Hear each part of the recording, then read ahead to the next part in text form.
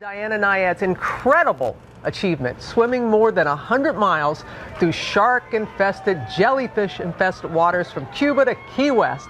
It was her 5th attempt, and it is one of the most incredible athletic feats in history, most incredible moments, period, in history. We are going to talk live to Diana Nyad in just a moment, but first, Gio Benitez has her awe-inspiring story. 64-year-old Diana Nyad climbed out of the ocean and into history. After 53 hours at sea, swimming 110 miles, she fulfilled her lifelong goal, making it from Cuba to Key West at 51 strokes per minute. We should never, ever give up. Nyad is now the first person to swim the strait without a shark cage. Only 2 people have succeeded, even with the help of a cage. This morning, we're learning more about just how harsh the conditions she endured were. I went through hell. It was difficult to breathe. It was difficult to not keep salt water. In the middle of the night, her lips and tongue swelling, her doctors fearing her airway might close. Her only protection in the water, a specially designed suit, and this custom-made mask designed to repel jellyfish, her team feeding her soft, high-calorie food the whole way. Nyad started off a competitive swimmer, becoming an inspirational figure, swimming around Manhattan in 1975. Diana Nyad, she got into the East River at 11:35 a.m. today. But this extreme dream, 36 years in the making. Her first failed attempt back in 1978. She was just 28. Then 3 more times in the last 2 years. Every time, something went wrong midway, forcing her to painfully abandon the quest. I knew I could do it, and everybody helped me, and I just couldn't get there. But this morning, success. You're never too old to chase your dreams. That's right. After extraordinary perseverance. And I want you to think about a grueling, intense 30-minute workout. For Diana Nyad, this was more like 106 half-hour workouts, Robin. Clearly, something she showed she can do. Oh, absolutely. Gio, thank you. And Diana Nyad joins us live now from Key West, Florida. And first of all, congratulations, Diana. That was something. If anyone, Robin, and crew. I know, we're going to talk about that fabulous crew of yours. If anyone deserved to sleep in, it would be you, but you're up and at 'em. And we first of all have to ask you physically, how are you feeling? How are you doing, Diana? You know, honestly, the worst thing, Robin, is, and I'm glad I can at least speak to you. I love you, by the way. I've got some real bad lacerations from the seawater and the jellyfish mask.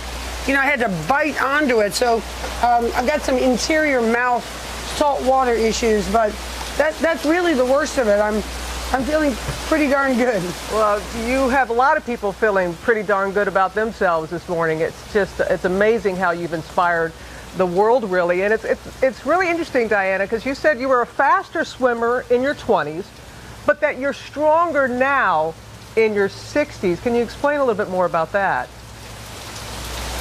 Yeah, I really do believe that endurance grows, and also we can never discount in any sport the mental. How many athletes do you know? John McEnroe is one for sure, who say that they wish they could have played at the world-class level in their 50s and their 60s, because the powers of concentration and the perspective of what it all means and what you're capable of are infinitely higher at this age than when you're a young 20-something. You said, and we saw you a couple of years ago in one of your attempts, and you were so emotional, and you said, I just wanted to get to that beach. You got to the beach. What was that moment like for you, Diana, yesterday?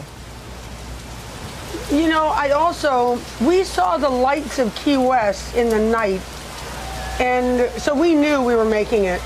And I had 15 hours to think, 15 hours to stroke and think about this journey. You know, so many people discuss the journey and the destination. Well, as you said, the destination was always my vision of the palm trees and the shore. But the journey, I didn't make it, you know, as your reporter just said, for the last few years. And that journey was thrilling. It really was. the discovery, the people, the looking inside of what you're made of. But to finally get to the destination, I'll tell you, I was euphoric yesterday. We're watching it right now. It was great that you were able to hug your good friend Bonnie Stoll, who's been there from the very beginning with you. But tell us, Diana, you know, there are a lot of people who want to accomplish things, and you're out there, the tough moments. How do you push through those most difficult moments? You know, I decided this year to use a mantra, and I think a lot of people can relate to this in their own lives. Whatever they're pushing through, I don't need to tell you about survival and pushing through the tough moments. And the phrase I decided to use was, find a way. If something is important to you, then, and it looks impossible and you're up against it, just step back for a minute and say, really? Do I have the resolve to think of every nth degree to get through this? And most times we do. People give up too quickly. And I said that on the beach when I came out. I didn't have much energy for talk for too long, but the first thing I said, I looked around, because those people aren't from the world of swimming. They don't care about the world record. It wasn't an athletic event.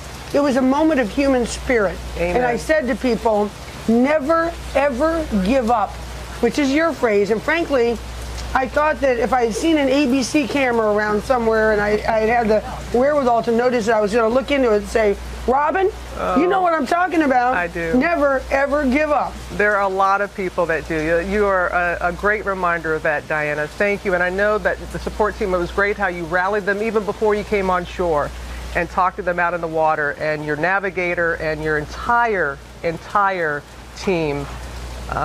You're just full of gratitude and inspiration. Diana, I know we're going to see you soon. We got something, we're not going to tell people, we got something cooking with you that's going to help a lot of people here in New York in the coming weeks. You take care. We do. I mean, you know, Hurricane Sandy's about, oh, go ahead. Yeah, I know. See,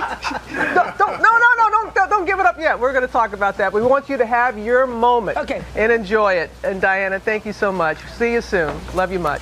Take care. Okay. See you soon. Bye. She really wanted to spill the beans on that, but we're gonna let everybody. That was great. You know what? And it's at what she said at the end. Sports are so rarely about sports, and that moment yesterday was all about the human condition. Yep. And I think we all could find something in it. It was amazing. It's awkward to say athletic feat. No, it just goes far beyond that. Yeah, You're human right. feat. Yeah. And I think it's apparent why you two are good friends as well.